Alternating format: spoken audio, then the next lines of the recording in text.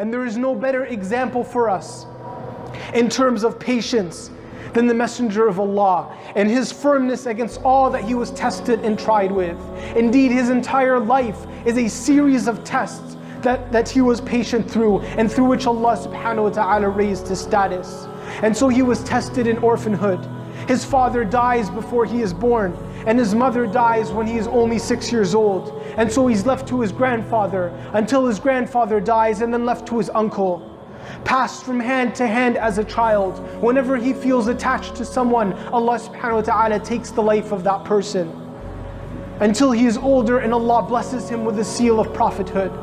And even then the tests do not stop. Rather they become more intense.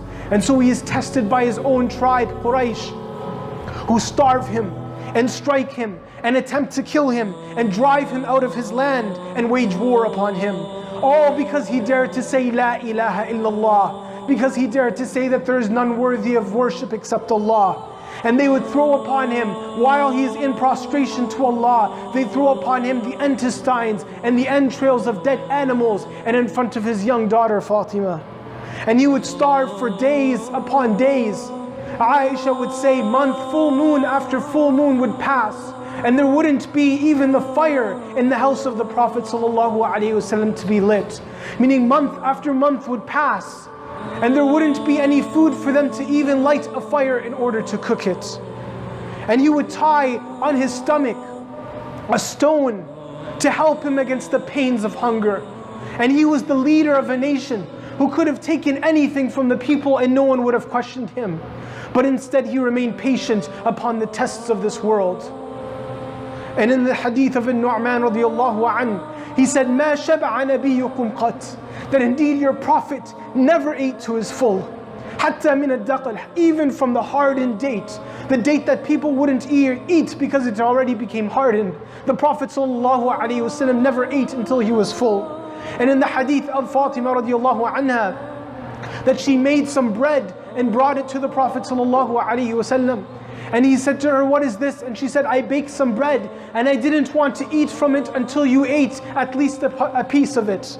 And the Prophet ﷺ responded to her and he said, Ya ibnatay, Wallahi inna hadha awwalu ta'amin yadkhulu fi fammi abiki mundu thalathati layal. He said, oh my daughter, indeed this is the first food to enter the mouth of your father for the last 3 nights. And he was tested in a Ta'if, driven out of the city, stoned and attacked by hooligans. And he would bleed until his ankles were drenched in blood. And the tests would reach even his own home. He had 7 children, sallallahu alayhi wasallam, and he buried all of them with his own hands, except for his youngest daughter, Fatima.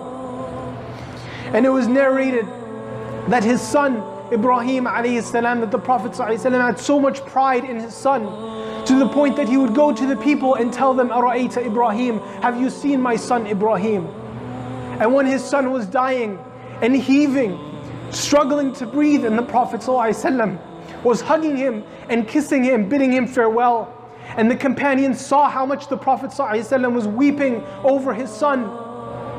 And they said to him, what is this, O Messenger of Allah? What is all these tears? And the Prophet ﷺ said, Wallahi innaha rahmah, Wallahi innaha rahmah, that indeed this grief, it is a form of mercy from Allah. Even in his tragedy, he remembered the mercy of Allah subhanahu wa ta'ala.